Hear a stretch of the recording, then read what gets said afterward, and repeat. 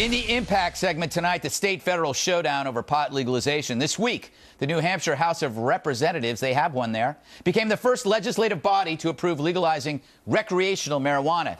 The bill has little chance of becoming law in the Granite State because Governor Maggie Hassan, a Democrat, has promised to veto it.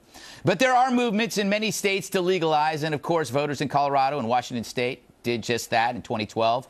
But the feds want to kill that buzz. Earlier this week, James Capra, the chief of operations for the Drug Enforcement Administration, said this. Going down the path to legalization in this country is reckless and irresponsible. I'm talking about the long-term impact of legalization in the United States. It scares us. The treatment people are afraid. The education people are afraid. Law enforcement is worried what is going to happen. In every part of the world where this experiment has been tried, it has failed time and time again. I don't think he's being sincere. Joining me now to analyze the situation, Gavin McInnes. He's the founder of the legendary Vice magazine and all-around roustabout. And from Las Vegas, radio talk show host and Fox News contributor Mike Gallagher. I go to Gavin first simply because he's an expert on Vice. What is your take on the legalization question? Is James Capra's fear legitimate? Is pot that dangerous that you must keep it illegal?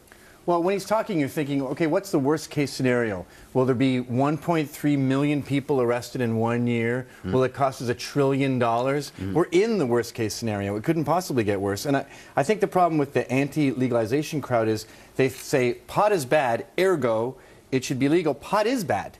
It does kill your ambition. It is way too strong these days. It's turned into LSD. It's almost a hard drug.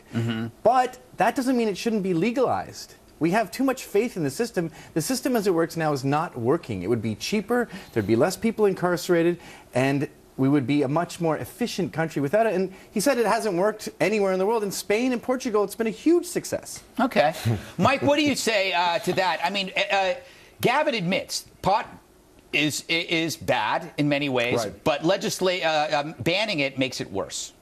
Well, here comes the balding, fat, middle-aged conservative who's with a couple of fun, hip guys who I'm going to throw a wet blanket and say, I agree with the guy that says we shouldn't legalize marijuana. Look, most of the arguments, both for and against, are anecdotal. You know, anecdotally, people want to smoke pot because they don't think it's so harmful. Anecdotally, people like me think it's dreadful for a culture. We've had personal experiences with loved ones, people close to me who have been in the throes of addiction, and it's not funny, it's not fun, it's horrific. Here's the bottom line for me, Greg.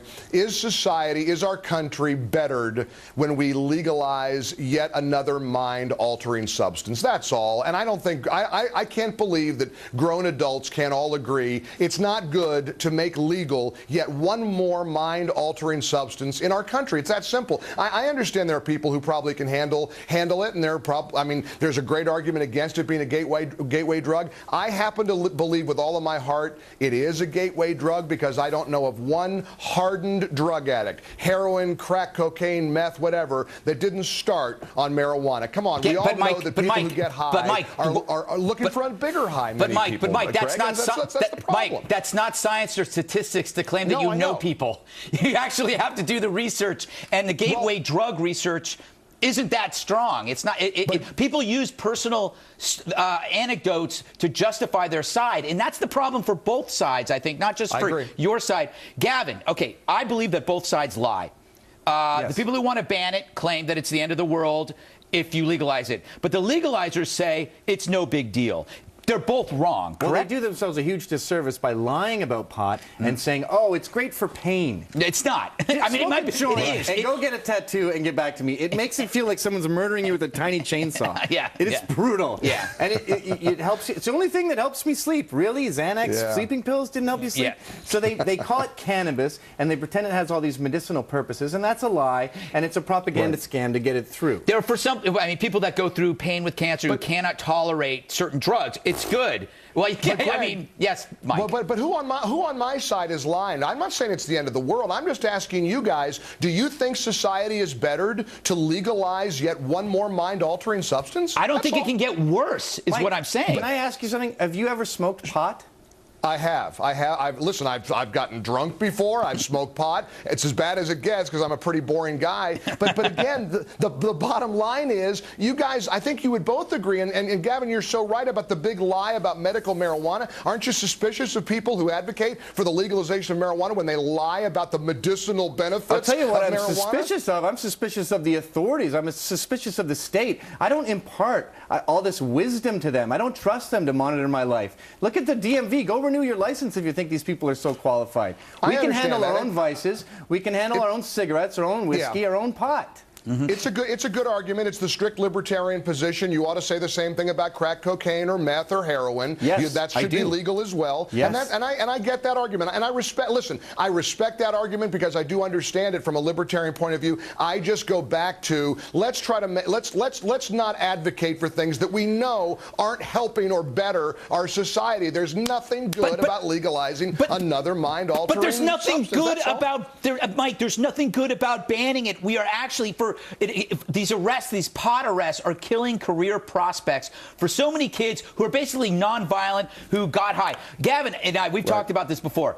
Pot does kill ambition for a lot of people in their 20s, but potheads don't kill people.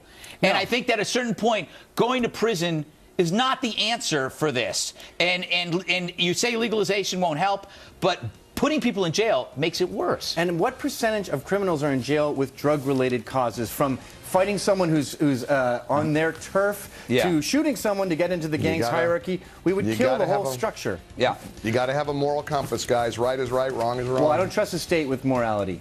There you go. There you go. That makes you okay. All right. Mike, thank you. Gavin, thank you. Up next.